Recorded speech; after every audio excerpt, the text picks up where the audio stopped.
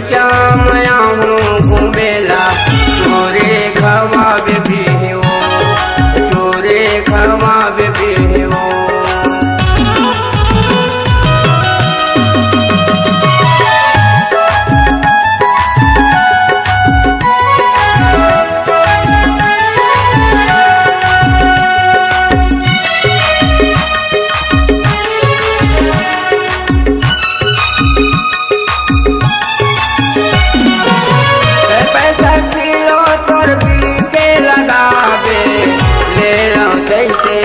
भावला बताबे ले लो कैसे ते भावला बताबे।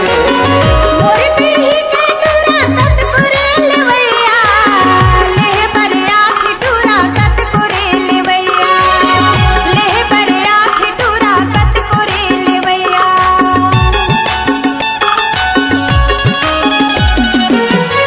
पैसा किलो तोर पी के लगावे ले लो कैसे ते भावला बताबे ले लो कैसे ते भावला बताबे।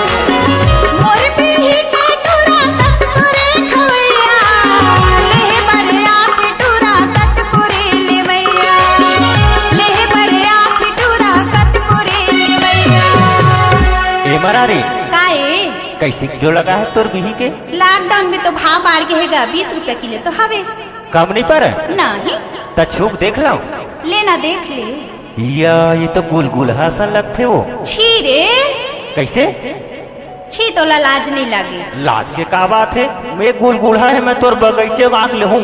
ले चलता आहू ना तोर बगैचा मया हूँ घूमेला तोर बगैचा मया हूँ घूमेला तोरे खवाब भी हो, तोरे खवाब भी हो।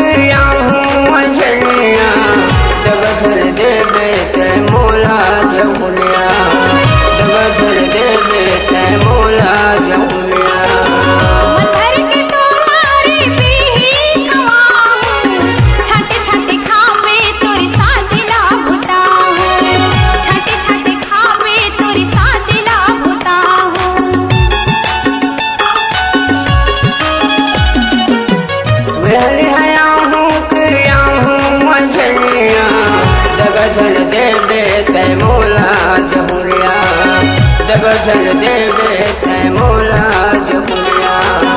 मन भर के तोला मैं बीरे खवाऊं छाटे छाटे खावे तोरी साधला भुताऊं छाटे छाटे खावे तोरी साधला भुताऊं।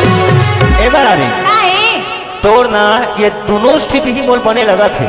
अक्का जन बगैचा में तू बैठा ना तोर मान आते अरे हिच मोर माना है, मैं हिच लल हूँ ईमान से हिच लल हूँ। लेना ता ले ले तोर ना या मानना थोड़े करबे बिल्कुल नहीं। हाँ तो तोर मैं हिच दोनों भी तोर हूँ। ले टोर ले मोर बगैचा